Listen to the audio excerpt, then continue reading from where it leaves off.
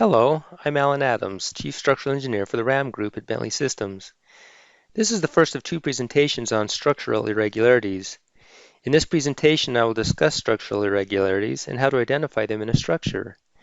In a subsequent presentation, I will discuss what needs to be done analytically and for design when a structure has one or more structural irregularities.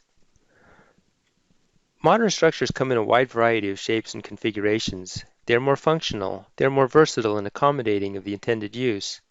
They add interest, variety, and excitement to their community. Some iconic structures even come to be a symbol of the city that they are in.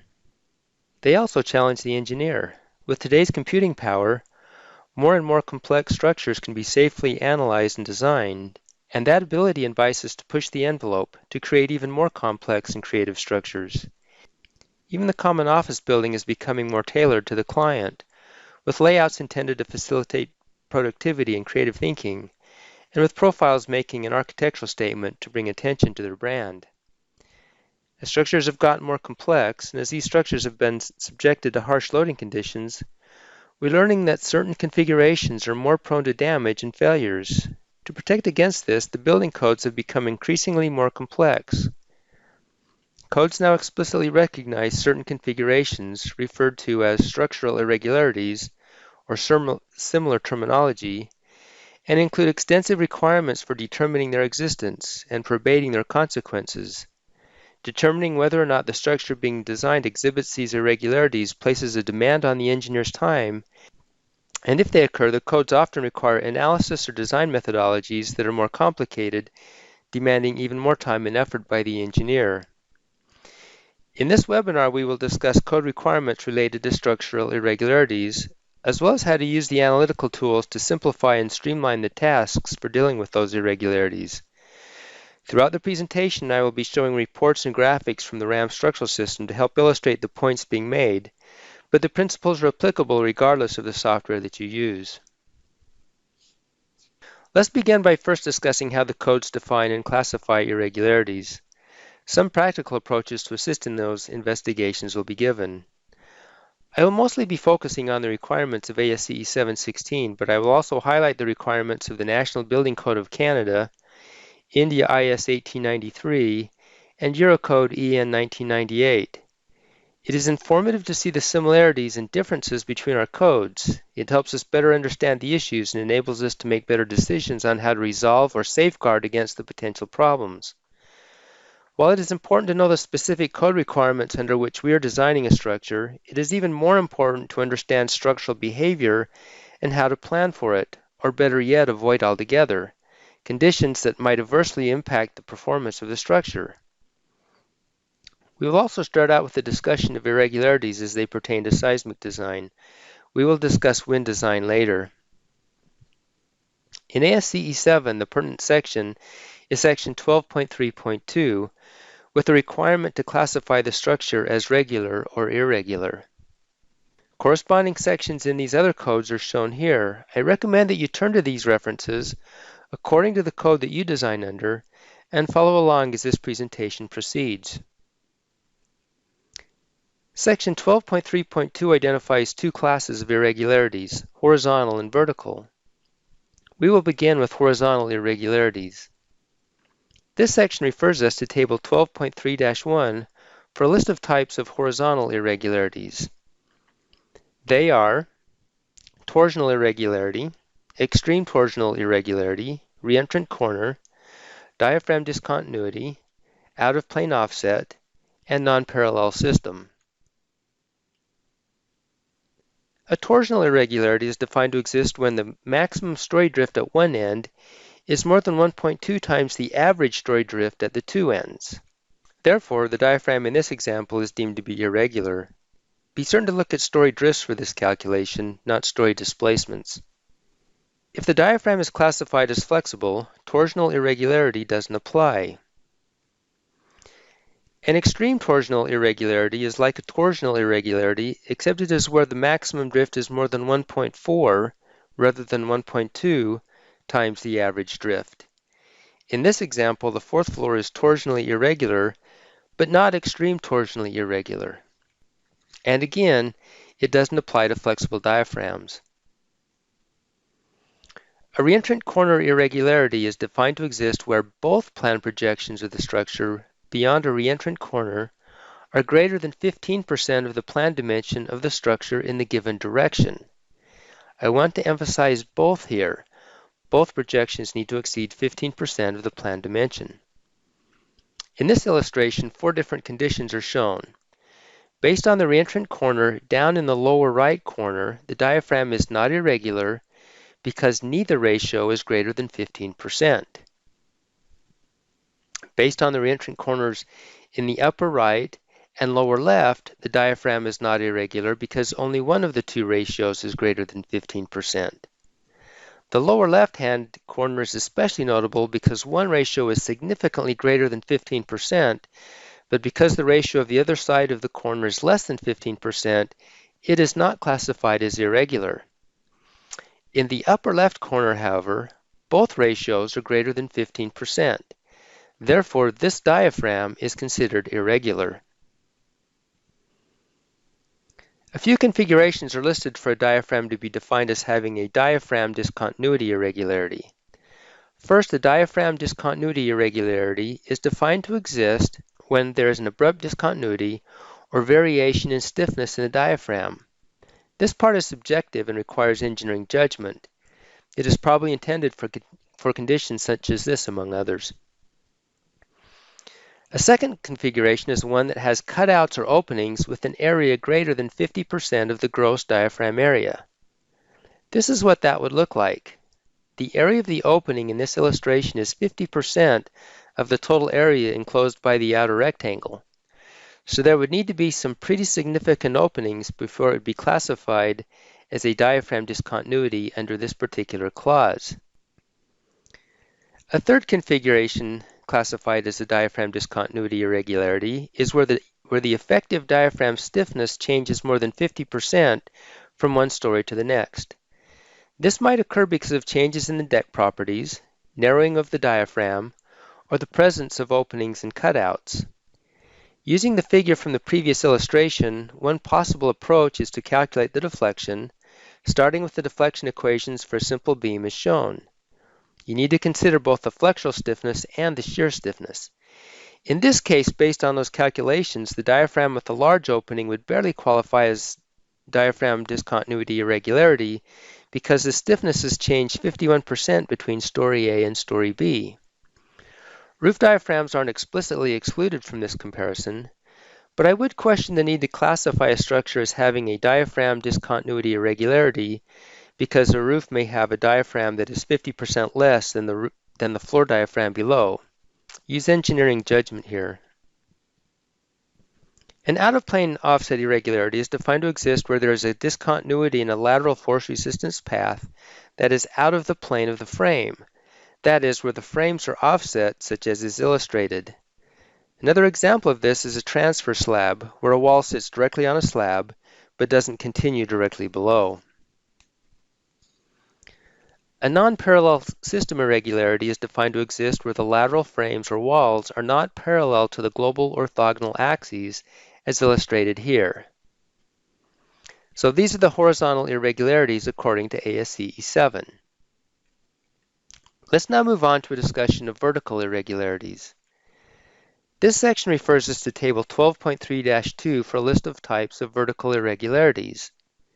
They are soft story, extreme soft story, weight or mass, vertical geometric, in-plane discontinuity, weak story, and extreme weak story. Two conditions are listed for a diaphragm to be defined as having a soft story irregularity. First, a soft story irregularity is defined to exist where the stiffness of a story is less than 70% of the stiffness of the story above. In this example, the openings at the base of the shear walls reduce the stiffness there such that it is only 68% of the stiffness of the level above, and this structure therefore has a soft story irregularity. Note that every story must similarly be compared to the story above. The second condition is where the stiffness of a story is less than 80% of the average of the 3 stories above. In this same example, the story stiffness at the lowest level is 89% of the average of the 3 stories above, and therefore based on this criterion is not irregular. So by this second measure, it is not soft story irregular because the stiffness is greater than 80% of the average of the 3 stories above, but it is soft story irregular because, as we saw previously, that it has a stiffness that is less than 70% of the level above. A structure is soft story irregular if either condition exists. Again, every story must similarly be compared to the 3 stories above, unless, of course, there are less than 3 stories above the given story. The extreme soft story irregularity is like the soft story irregularity, except it occurs where the stiffness of a story is less than 60%, rather than 70% of the stiffness of the story above. In this example, the change from brace frames to moment frames at the lowest level reduced the stiffness there such that it has only 57% of the stiffness of the level above, and this structure therefore has an extreme soft story irregularity. Or alternatively, an extreme soft story irregularity occurs if the stiffness of the story is less than 70%, rather than 80%, of the average of the 3 stories above. Again, this example is extreme soft story irregular. The weight or mass irregularity is defined to occur where the mass of any story is more than 150% of the mass of an adjacent story. Note that in this case, the roof is explicitly exempt from that comparison. The vertical geometric irregularity is defined to occur where the horizontal dimension of the frames or walls of any story is more than 130% of that of an adjacent story. The in-plane discontinuity irregularity is defined to occur where there is an in-plane offset of the frame that results in overturning demands on the supporting frame members, such as a transfer girder situation. The weak story irregularity is defined to exist where the strength of a story is less than 80% of the strength of the story above. Note that this is different than the soft story irregularity, which is based on the stiffness rather than the strength of the stories. This determination is made by summing up the lateral strength of all of the frame members that resist the story shear for the direction of the seismic force under consideration. For shear walls, sum up the shear capacities of the walls aligned with the direction of the seismic force. For brace frames, sum up the horizontal component of the brace axial strengths and the shear capacities of the columns. The code does not explicitly state that the strength intended for inclusion here is only the shear strength. In a moment frame, the column and beam flexural strength also resist the story shear. It seems reasonable to assume, though, that the intent for moment frames is to sum up the column shear strengths, but I might be wrong on that. The member shear, flexural, and axial strengths can easily be obtained, so use your judgment. So based on the appropriate member strengths, get the sum for each level, and if the strength of any level is less than 80% of the level above, the structure is classified as weak story irregular. The extreme weak story irregularity is like the weak story irregularity, except it occurs when the strength of a story is less than 65% rather than 80% of that of the story above. The process of summing the story strength is the same, and if the story strength is less than 65% of that of the story above, the structure is classified as extreme weak story irregular. So these are the vertical irregularities according to ASCE 7. In the definition of vertical irregularities, there are 2 important exceptions. The first is that if no story drift ratio is greater than 130% of the story above, types 1A, 1B, and 2 do not apply. In the determination of these drifts, the 5% accidental torsion does not need to be applied.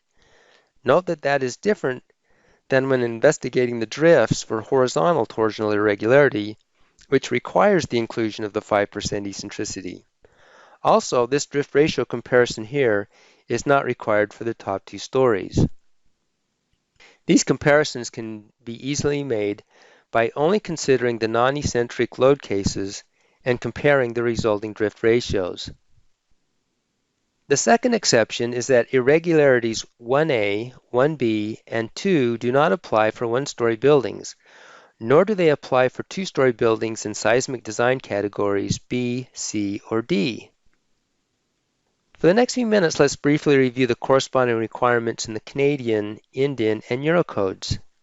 By understanding how others treat the topic of structural irregularities, we can better understand our own code, and we can better understand structural behavior.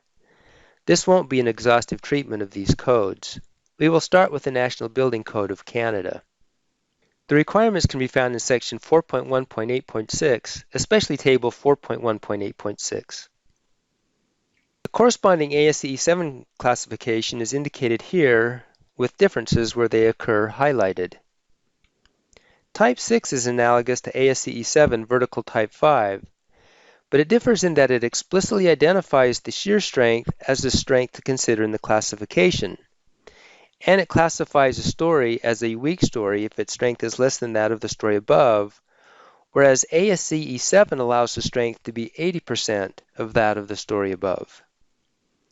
Type 7 is analogous to ASCE 7 horizontal type 1, except that the drifts are determined considering a 10% eccentricity rather than a 5% eccentricity, and the limit on the ratio of maximum drift to average drift is 1.7 instead of 1.2.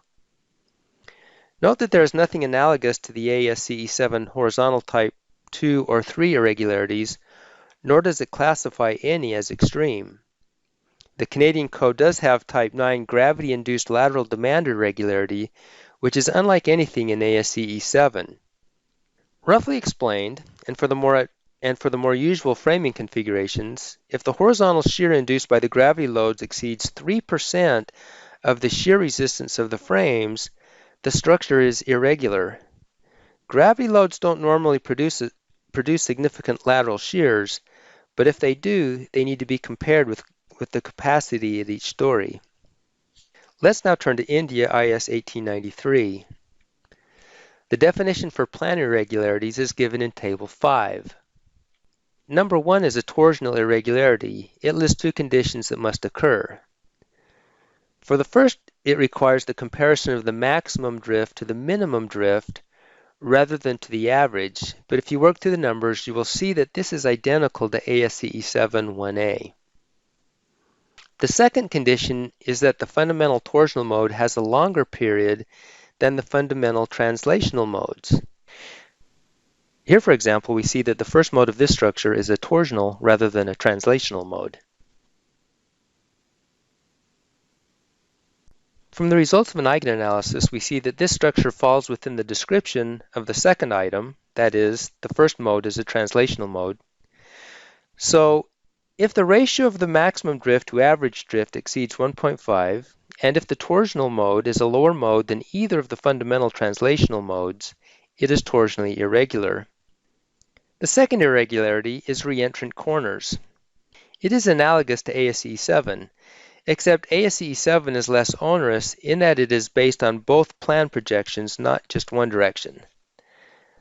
The third plan irregularity is for slabs having openings greater than 50% of the full area. This is the same as ASCE 7, except there's nothing about the change in stiffness. Out-of-plane offsets is the same as ASCE 7. Non-parallel lateral force systems is also the same as ASCE 7. The definitions for vertical irregularities is given in Table 6. The first is soft story. It is the same as the Canadian Code and is similar to ASCE 7 vertical type 1, but differs in that it classifies a story as a soft story if its stiffness is less than that of the story above, whereas ASCE 7 allows the stiffness to be 70% of that of the story above. Number 2 is mass irregularity. It is similar to ASCE 7, except it only requires the comparison to the story below, and it doesn't exclude the roof. Number 3 is vertical geometric irregularity. It is similar to ASCE 7, but with a limit of 125% instead of 130%, and only requires the comparison to the story below. Vertical irregularity number 4 is in-plan discontinuity. Similar to ASCE 7, except ASCE 7 classifies any offset that creates overturning as irregular. Number 5 is weak story. Similar to ASCE 7 vertical type 5A, but differs in that it classifies a story as a weak story if its strength is less than that of the story above, whereas ASCE 7 allows the strength to be 80% of that of the story above. Number 6 is floating or stub columns. These are columns supported by a transfer girder. This would fall under ASCE 7 in-plane discontinuity. Vertical irregularity number 7 is irregular modes of oscillation, in which the modes have two characteristics here. There is no analogous type in ASCE 7. Starting at the bottom of the report shown here, the modal effective mass factors list the total percent of mass included for each mode, and in this case the third mode only includes 64.39% of the mass in the y direction, which is less than the limit of 65%. The modal direction factors indicate that the second mode is the fundamental mode in the y direction, and the third mode is the fundamental mode in the x direction. The difference in the periods between the second and third modes is 0.7532 seconds, which is less than 10% of the larger, so this structure is not irregular for modes of oscillation. Now the Eurocode. As we saw, the Canadian and Indian codes were very similar to ASCE 7. The Eurocode is very different. Section 4.2.3 addresses structural irregularity.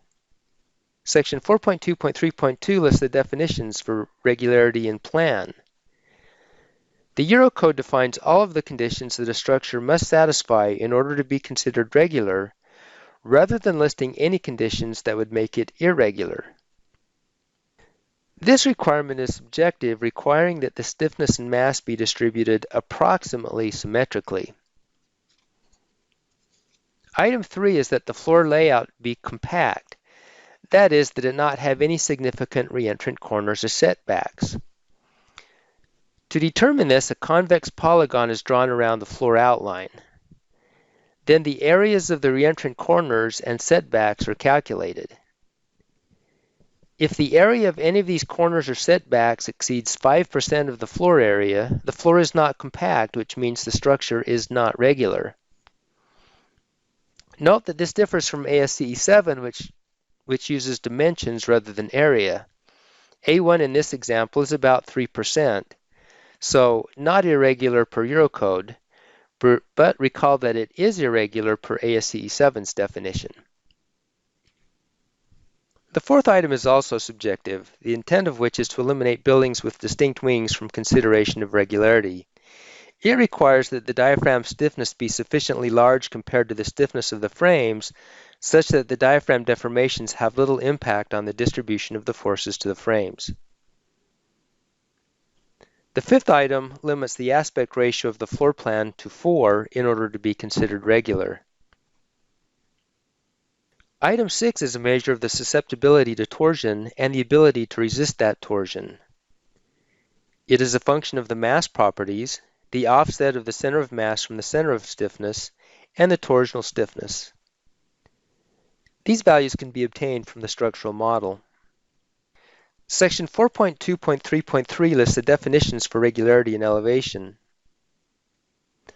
Again, the Eurocode defines all of the conditions that a structure must satisfy in order to be considered regular, rather than listing any conditions that would make it irregular. Item 2 requires that frames and walls are continuous. This is analogous to ASCE 7 in-plane discontinuity criteria. Item 3 requires that there are no abrupt changes in mass or stiffness between stories.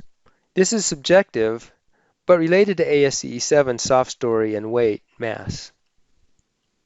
Item 4 requires that there are no abrupt changes in the strength between stories. Again subjective, but related to ASCE 7 weak story. Item 5 shows the limits to the extents of setbacks. It is interesting to see the similarities in the definitions of irregularities between these codes. To me, it is even more interesting to see the differences. It illustrates that these requirements are to a degree subjective. different experts have different opinions on the matter, with each code indicating what the various code authors felt was important.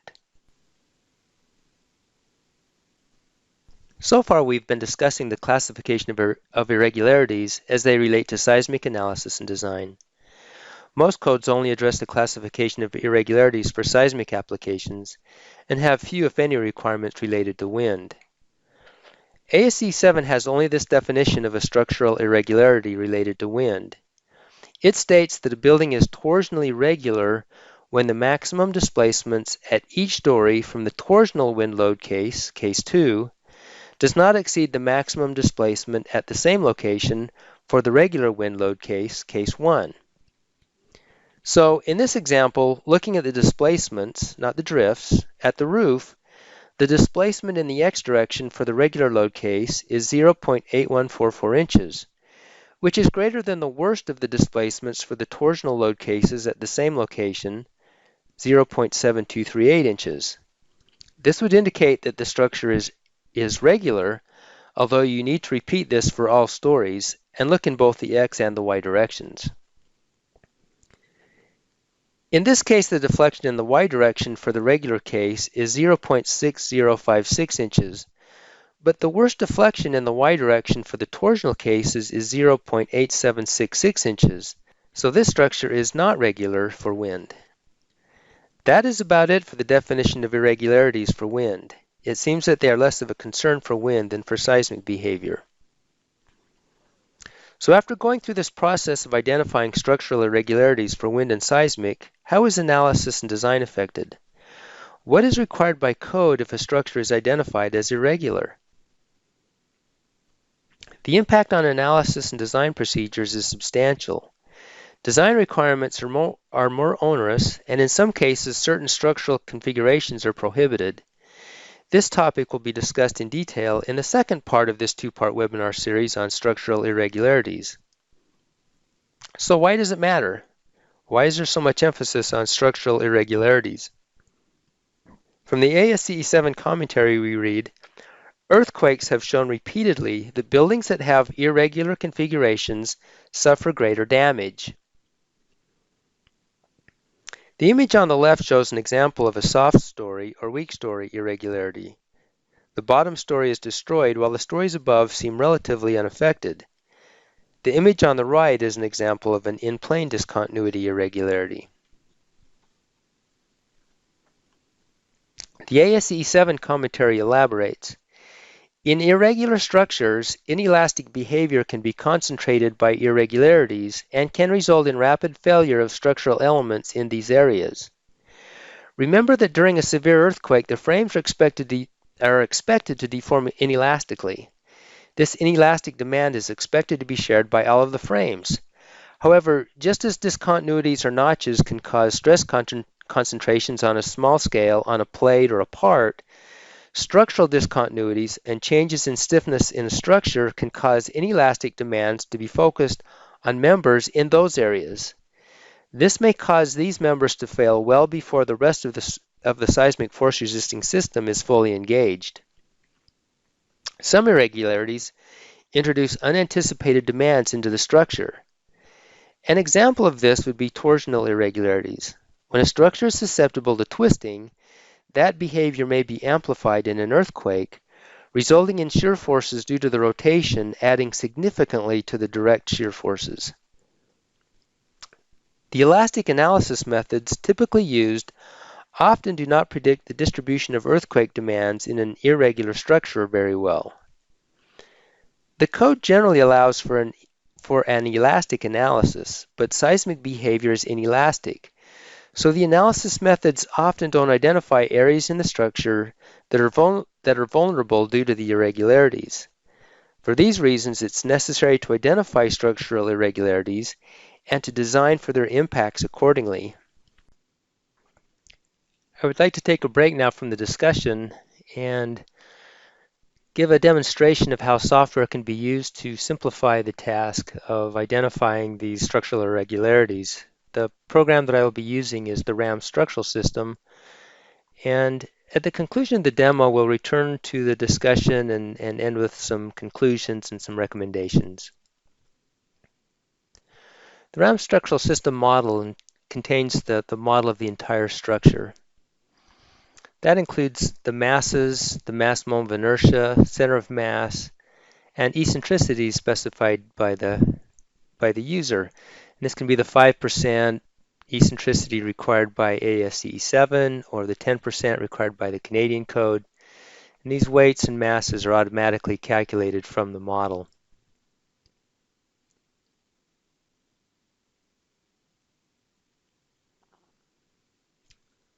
Load cases can be very quickly generated. For example, we can create an eigen-solution load case for getting the periods and the modes merely by specifying the number of periods that we're interested in including. A center of rigidity load case can also be created, and we'll take a look at that in a moment. We can also create the seismic load cases where we can specify whether or not that those eccentricities are to be included. We can specify the other important information, including whether or not to specify that the drift requirements be used in the calculation of the forces. Also generate a wind load case here.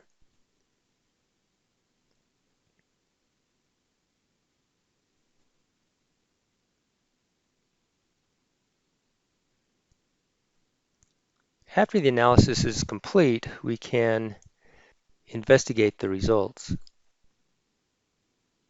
Let's start out by taking a look at the drift, where we can take a look at the drift at these control points that have been set up for the load cases that have been specified. And we see that in this report, at the given location for the given story, in this case, the drift seismic load cases, we can see the displacements, the story drifts, and the drift ratios at this location.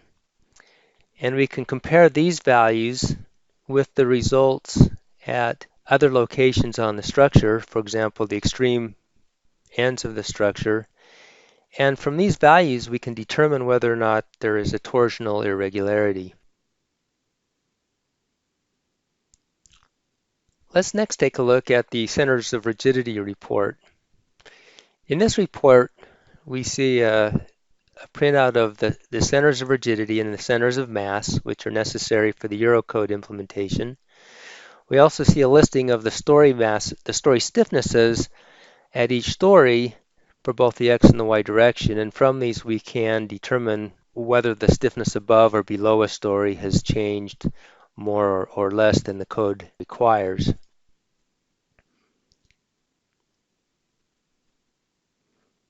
We can also take a look at the masses as we saw a moment ago, and we can determine if there's a mass irregularity based on whether the mass has changed. And likewise, we can take a look at the criteria mass and exposure data report and see that same information. And so again, from this, we can determine if there is a mass irregularity. Let's next take a look at the mode shapes. So here we see mode number 1, and it obviously is a rotational mode. Mode number 2 is a mode in the lateral y direction, and mode number 3 is a translation in the lateral x direction. And we can look at the mode shapes for any mode that we want to consider. Let's next look at the periods and modes report, which gives us the periods for each of the modes, where we can tell how closely coupled or how well spaced out they are. We can look at the modal participation factors, which identify what direction a particular mode is in, whether it's X, Y, or rotation. And the modal direction factors are even more helpful for that. We can see what proportion of a direction a given mode moves in. And then we can look at the modal effective mass factors and identify what percent of the mass has been included in a given direction to verify that the appropriate percent of mass has been used in the analysis. And then we can investigate the member capacities so that we can determine if there is a weak story irregularity. And so, for example, we can look at the column.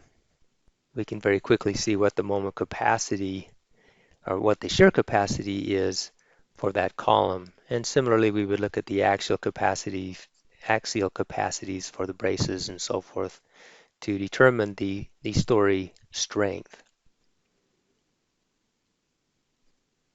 Now we can likewise go into RAM concrete and in particular the shear wall module, where we can look at the shear strength of the concrete walls.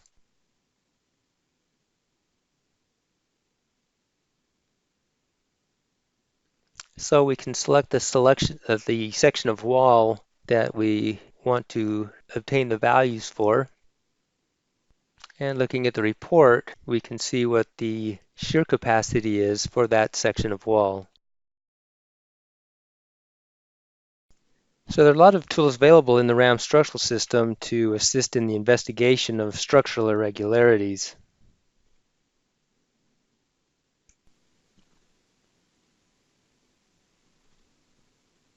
Recognition of irregularities and their impact on structural behavior is crucial to the safe and appropriate design of the structure. Proper application of building code requirements depends on the proper determination of these conditions. As we have discussed, there are two types of irregularities specifically identified in the code: horizontal and vertical. In ASCE 7, structures in seismic design category A are exempt from all requirements related to seismic structural irregularities. Category A represents very low seismic conditions. In ASCE 7, structures in seismic design category B and C are exempt from most requirements related to vertical irregularities. This will be discussed in greater detail in the second presentation on structural irregularities. Table 12.3-1 and Table 12.3-2 provide a convenient checklist of the irregularities and when they need to be investigated. Both seismic and wind design is impacted. Although the code requirements explicitly address seismic design in much more detail, keep in mind that a structural irregularity could impact the performance of the structure under any loading condition. The impact of irregularities can be significant. Inelastic behavior may be concentrated by irregularities, resulting in rapid and premature failure. There may be unanticipated demands. Our usual analysis methodologies are often not good at predicting the distribution of seismic demands. The design may be significantly penalized when a structure is deemed to be irregular, as will be discussed in greater detail in the second presentation in the series on structural irregularities. And finally, while it is possible to determine the presence of these irregularities and to modify the analysis and design to account for them, it is much better to modify the structural configuration to eliminate them if possible. A structure without these irregularities is much more likely to perform better in an earthquake. I hope this presentation has been useful. This is the first of a two-part series on structural irregularities. This one is on identifying structural irregularities. The second will be on dealing with structural irregularities. More information on this and other technical topics related to structural analysis and design can be found on Bentley Communities. There's also a Bentley Structural channel on YouTube. Thanks for watching.